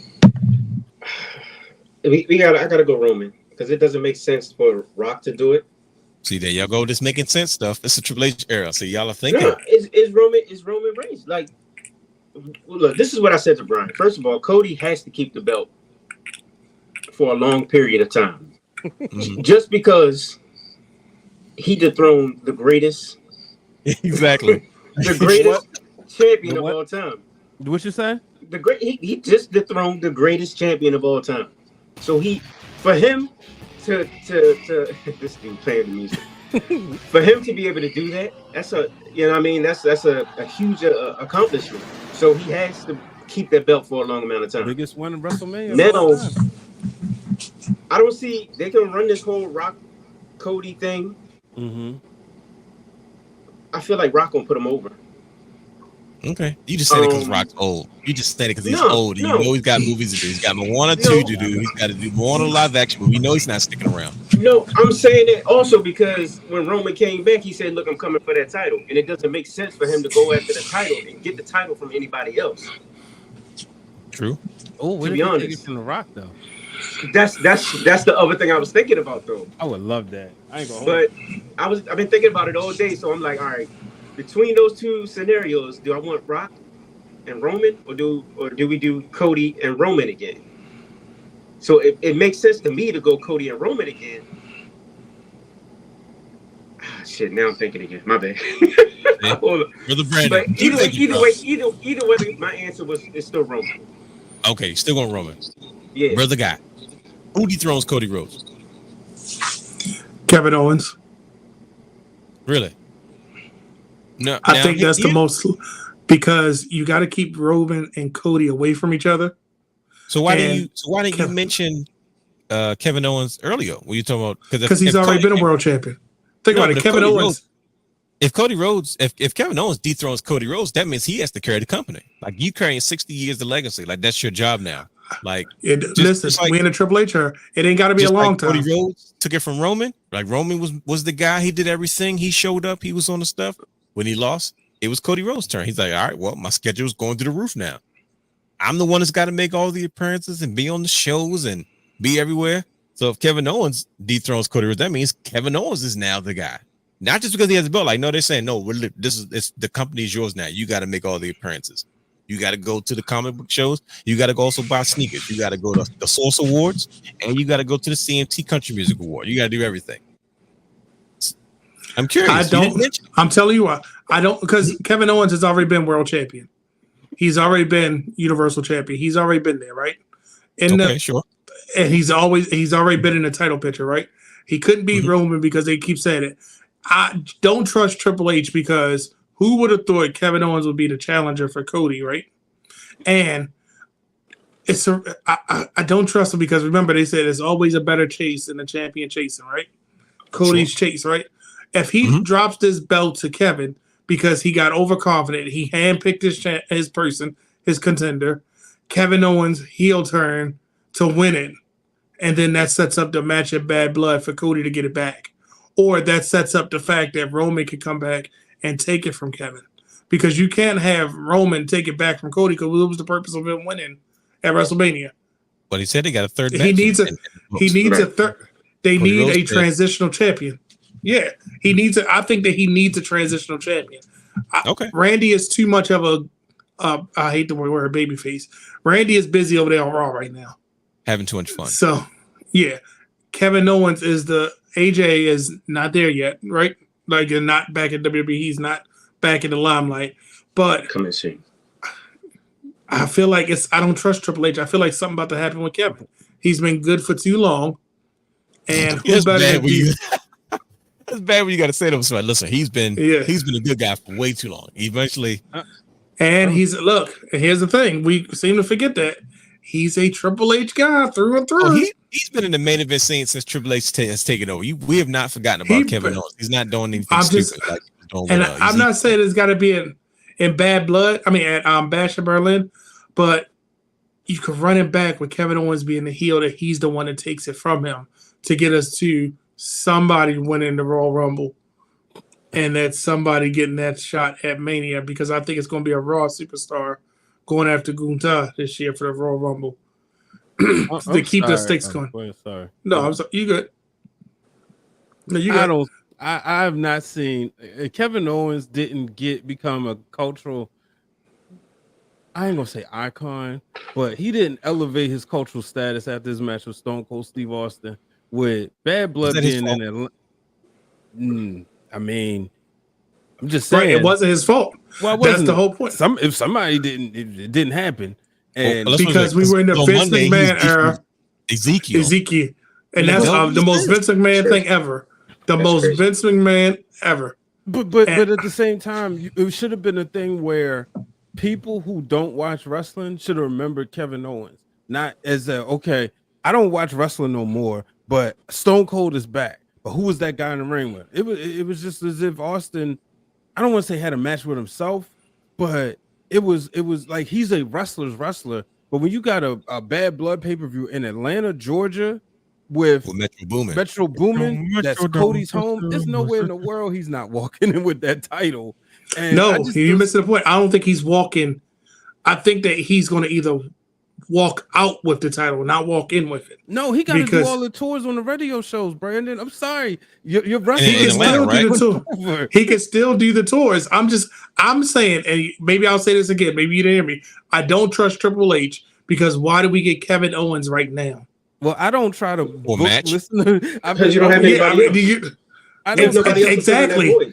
Kevin Owens will now forever be a glorified placeholder. I don't see him ever wearing championship gold again. I think Sami Zayn has a better chance. I just think he'll be a glorified placeholder from now on. If anything, he'll be a world title because even we said this before, he's a better Raw guy anyway. I just think he's a secondary character. He's a wrestler's wrestler. He's not a superstar. He's not a guy that can go to the black cookouts and be like, "Yo, we gonna talk about my dad." That's what I'm saying. Cody Rhodes. That's what I'm saying. I'm just saying. I'm saying I don't trust Triple H, and we keep talking about Bad Blood. And I'm like, it's going to be. I think Bad Blood is going to be one of the just as big as one of the big 4 pay-per-views. If not, we're going to be looking at this one saying because all the stakes that's been building, because Bad Blood, the name in itself, we're going to remember this probably. And we already know Drew and are going to have some kind of match. We know, Seth and what's his name, Bronson Reed, going to be flying off the top rope. That's going to be it's going to have so many stakes. You got to elevate something so Cody can have that grit that he had when he fought Brock Lesnar. You know, oh shoot, I just thought about that. His name keep popping back up. Yeah, his name keep popping up. Why are we discrediting the old-fashioned Dusty finish? Scratch that. It might be Brock. It might not even be Kevin. I take it back. I was like, because they keep mentioning Brock. I don't think Brock coming back, yo. I think they want distance. Yeah, I would probably move away from him. He's back in the news. That's what I don't trust. They said they could be fake putting out those reports on purpose just to be that like. Is true. They get a feeling to see what people say. Brock could be completely cleared of all things. They probably said, look, we did an investigation. We found out that stuff not to be true. So usually when it's not true, they have no problem. Like, that's like, look at the Rascals. Remember that one dude got cut because he was accused of sexual assault. Right back.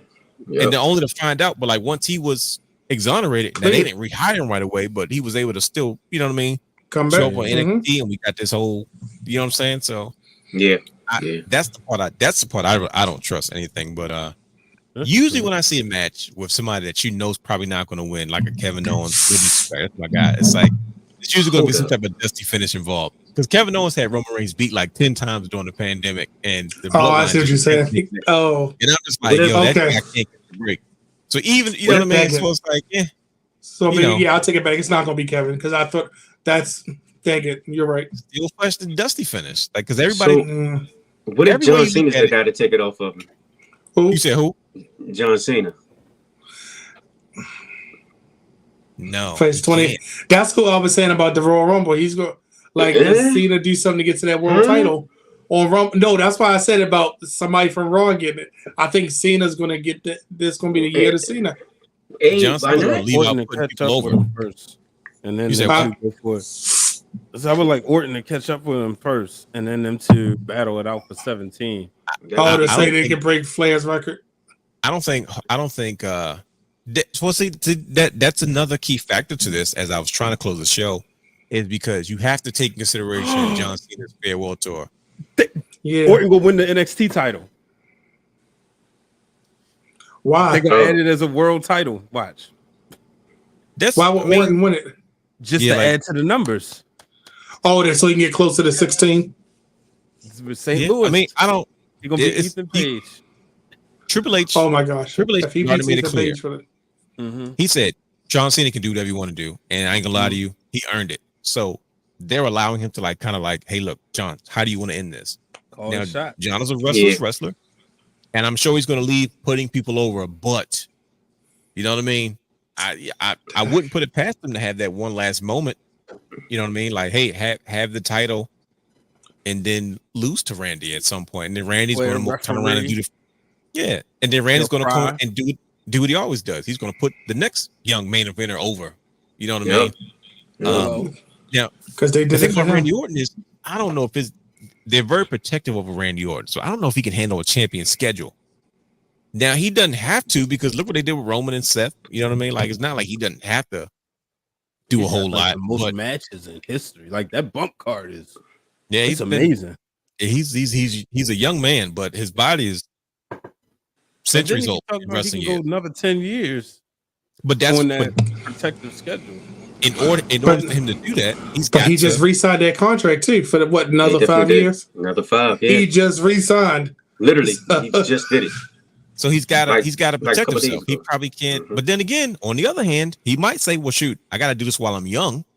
I don't know. This is too much." I mean, look how they book Roman though. Well, that's what I'm saying. And look what's going on with Liz. That it actually works, so it's not like it's impossible. Yeah. So I don't know. I don't know. So we're not going with no new face to dethrone Cody Rhodes. It's got to be Roman. Because if Roman wins, it's like okay, cool. Now who beats Roman now? That's what I'm saying. I'm going to keep my vote as not Roman, but I don't know who dethrones Cody. We have yet to figure out. We didn't answer none of these questions tonight because we kept saying who's the next WWE champion? Like who's next? We got Roman, we got Cody. It can't just be them forever. Somebody's got to come up and think about it. That's like I take it to my Japanese parts.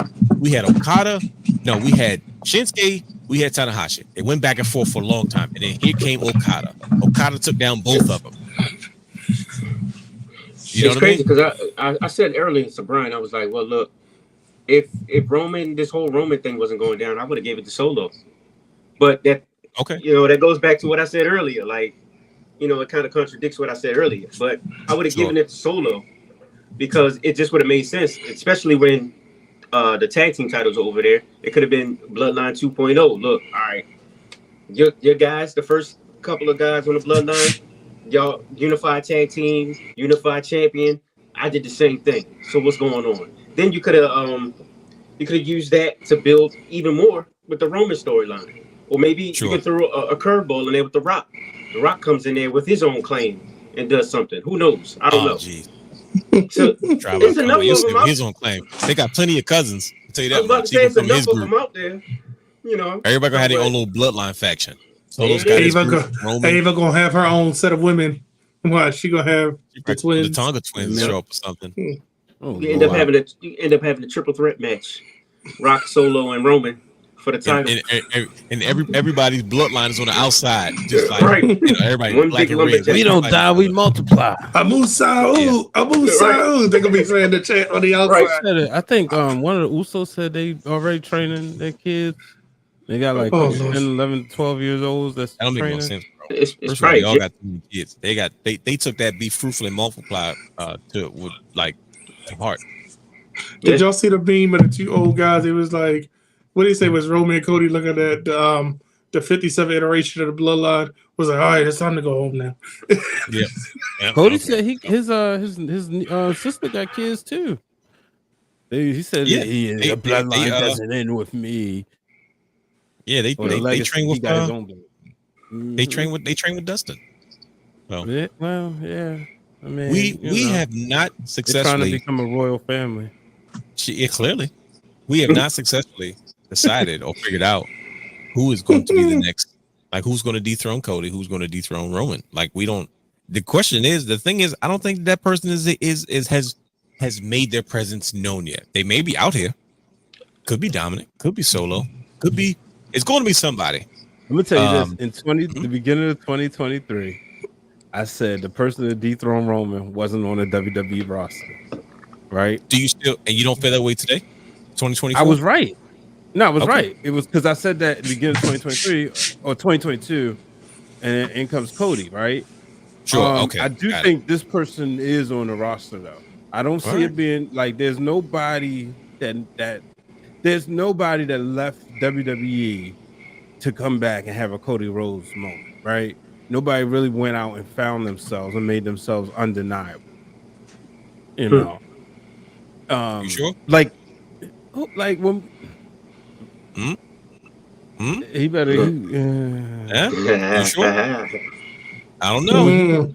I'll reevaluate when he becomes NXT World Champion. I'll reevaluate. Oh, you think that's about to happen? Y'all a little disrespectful to Ethan Page, but okay. What if Ethan Page becomes the guy?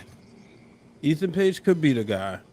I think Ethan Page might be. He's got the chops. Yeah, like I was gonna say Lexus King. I'm telling y'all, it's gonna be it's gonna be Trick Williams. What about Sean Spears? Ain't nobody mentioned him. What y'all feel about him? I think Sean Spears is on his way to producing, buddy. Yeah. You think so? Yeah, because he kind of he's slid back, definitely didn't he, real fast? Yeah. You see how fast he slid back? I was like, oh, he had that awesome. It was like, nope, I'm good. That's where the money is. Him and Bobby Roode are gonna be. You're gonna start seeing Sean Spears come out when there's melees, with the rest of the former wrestlers. With his suit on. Yeah. With his suit on, talking about some let's break us up. The Kenny Doanes and all those guys. But man, it's an ongoing conversation, and only time will tell. Like nobody mentioned Bronson Reed, nobody mentioned Joe Hendry. Hey, bro. You guys, when you look at the top guys right now, you look at what Seth Rollins was years ago, you look at where Cody Rhodes was years ago, you look at where Roman Reigns might have had some presence early on because of his impact, the way he debuted.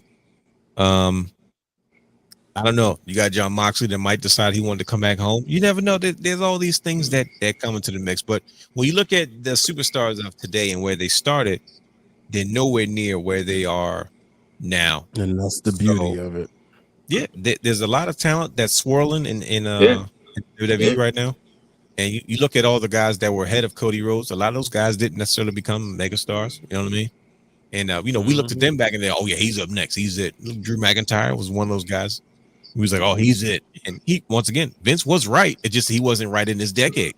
You know what I mean? That's true. You know what I mean? So it's not like he wasn't right. It's just the way he's the chosen one. Give him a push. It's not always the answer. You know what I mean? So and I say that to say that sometimes the guy that you're giving the push to right now doesn't mean that they're gonna be the one that's supposed to be, or it could mean maybe they are next, and we just don't know because they might be 10 to 15 years out from that. I mean, like I said, the Usos had 10 years before they got on the WrestleMania card. You say what? A smooth cat. Shanti Adonis. Yeah. Shanti Adonis. I like I didn't get him at first, but he's coming along. Like this, stuff like that. There's a reason they kept Trick Williams him. is another guy. Guy is just getting started. You know what I mean? But what about former WWE champion? The guy. Oh, see, I didn't do it. He ain't even looking. I didn't do it. Wasn't me. I'm like, what? Former WWE champion? Who? And I was like, oh, right. When you said former WWE champion, I'm like, wait a minute. I thought you took that picture out of there. No, I did, but I put it back. I got one last question. Go ahead. Do y'all think it would have been MJF if he ain't put that dumb tattoo on? Nope. No. Nope. We don't need an MJF. We got 27 other people that can do exactly what he's done and do it better. And did you watch his interview on Wrestle Talk? I got annoyed. Yeah, I couldn't finish it because it's too much for me. Yeah, it's too much. Like I feel like that's what those restaurants, like those ones where they insult you. It's like that to the extreme. Like, just stop it. Like Dick's Last Resort.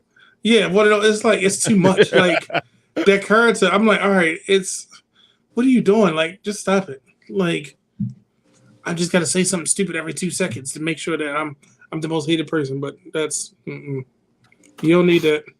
And you ain't even talk about if Penta comes. Does Penta fit in this conversation? I don't see why he wouldn't. He qualifies. He might get over real bad. Like I said, look, nobody expected Rey Mysterio to do what he did. Nope. Like, come on, now. He was a cruiserweight. He was a cruiserweight. But he wasn't the you know, when you go back and look at WCW, you know, he was in the mix. It wasn't like he was a standout above and beyond, like greater than, you know. Nobody projected him to be a major player at some point when his turn came. But then his turn came and he evolved. He put on some weight. He came back like $1 million. He had a different look, and all of a sudden, you know what I mean? He wasn't the king of the cruiserweights. He was one of the big dogs. Who's that jumping off the sky? R-E-Y Mysterio. His son gonna be better than him.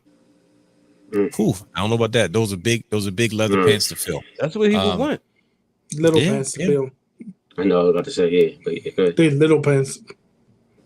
So you guys are being sizes. That's not cool. Talking about little pants. Anyways, Says the tallest person. Well, no, apparently I'm 6'9", so 6'9", 240, like LeBron. He's 6'12", so he's still the tallest. 6'12". Right. Good point. Please follow us on all social media platforms at Wrestling Realm. Subscribe to our Patreon, Twitch, and YouTube at Wrestling Realm. You can follow Championship Culture on Instagram at Championship Culture _ Go back and watch every episode of Championship Culture Season 1 and 2 on our YouTube channel. Once again, it's youtube.com/The Wrestling Realm. Gentlemen, give a quick shout out. Go ahead, shout out. Shout out, homie, Candace Cordelia. She was on I'm looking right at, I can't think of it. Wrestling for the Culture one time. We also was on a panel with Dr. D's Dream Panel. She, for all wrestling fans out there, her along with King Troy, y'all know the designer, Seth Rollins designer, as well as Sarath, I think I said that right, Sasha Banks, or Mercedes Bernardo's ex-husband, WWE. Why is he known as that? Huh? I mean, that's what WWE's design guy. He's got to call him Mercedes Benz ex-husband. Well, they're trying to put together the SSXXFW. They're trying to get a panel. So I told her I would give a shout out and mention it, anything support. So check my socials, vote for them and retweet it so we can get some wrestling stuff on that panel. Shout out to support them over there as they are supporters of the Wrestling Realm. Shop.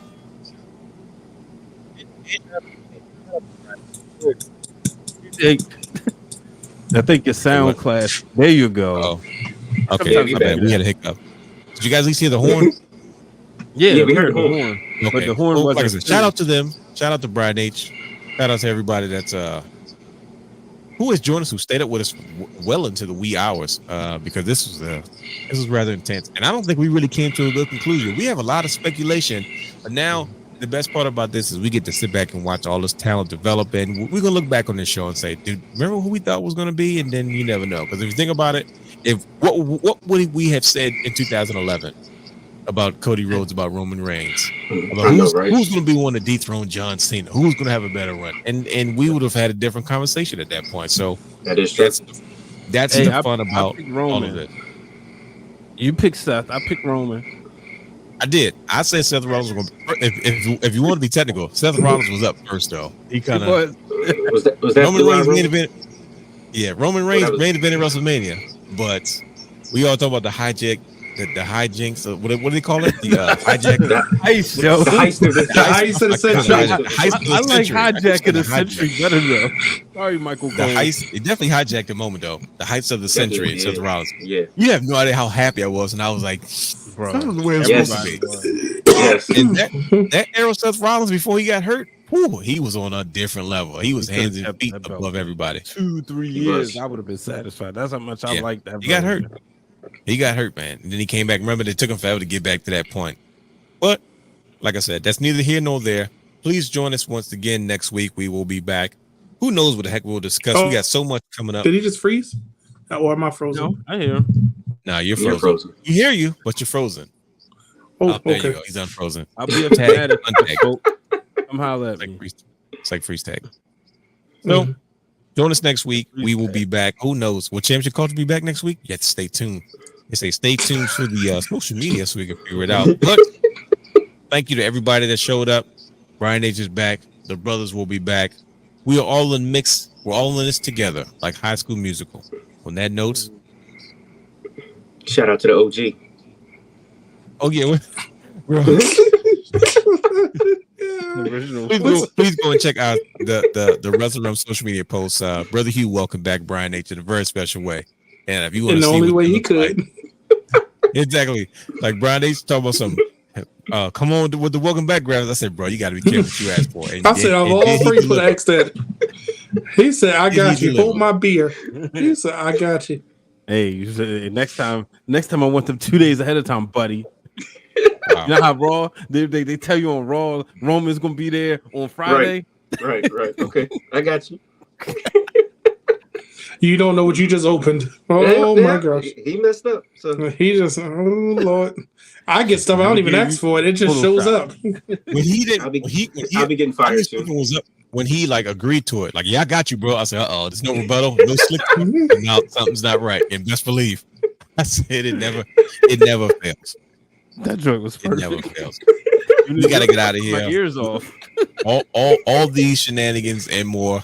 We will see you next week. Bro, man, Peace. just We out of go. here. I'm LA back. Knight, send us on the way.